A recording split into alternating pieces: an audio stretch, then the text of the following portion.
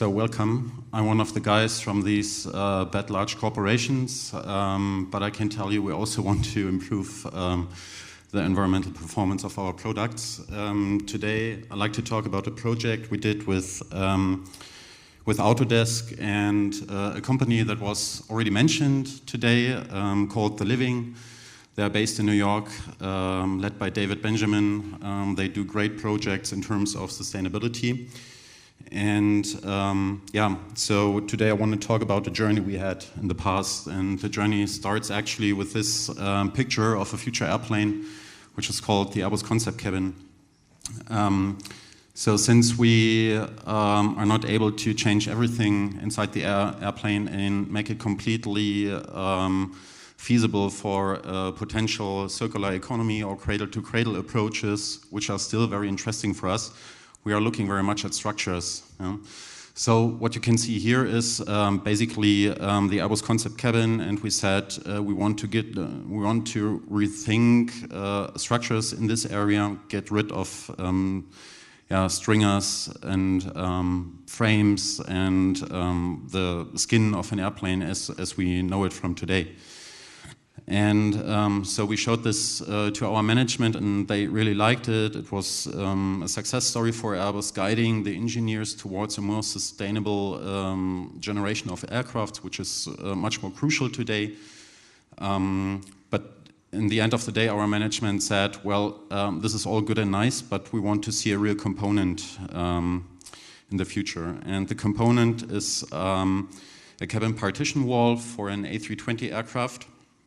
It's located in the back area of the airplane, so it's just a small component for an aircraft. It's a large component for me, and it divides basically the galley that we have in the rear part of the airplane from the passenger compartment.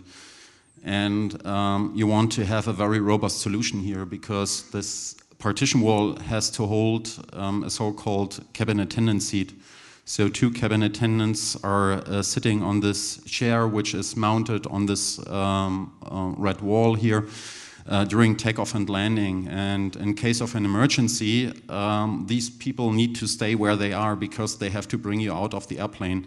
So if this partition is flying around in the passenger compartment, including the cabin attendants, you have a problem to escape the airplane.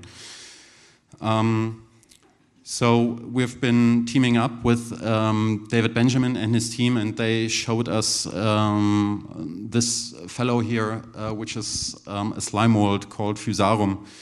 So the slime mold is recreating the public transport system of Tokyo here. You find a lot of videos here. I just want to recommend to look at an organization which is called the Slime Mold Collective. You find a lot of interesting experiments of these slime molds, and we like the slime mold here.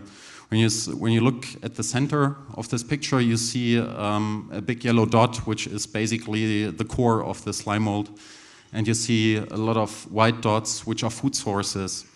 And what the what this slime mold is doing, it's spreading out. You can see it on the left-hand side of this picture, and it tries to detect food sources because it's hungry. It has to eat.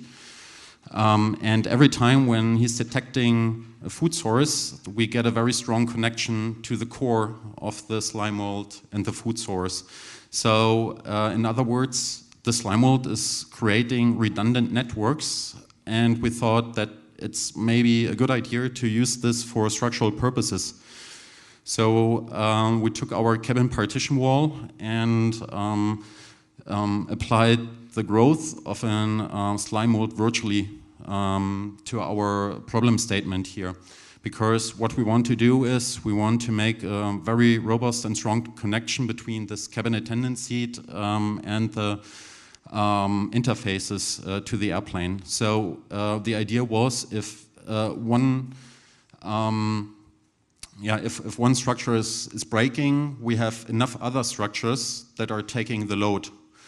And so you see, here comes nature into the game. And this is my main message I want to share with you. We have to preserve this planet and also our ecosystems to learn from it, because there's much more outside than just a slime mold that we can use for structural components. So we can talk about medicine and all other things, the intelligence of nature, the evolution that we have since billions of years is so crucial for us, and that's why we have to understand and preserve this.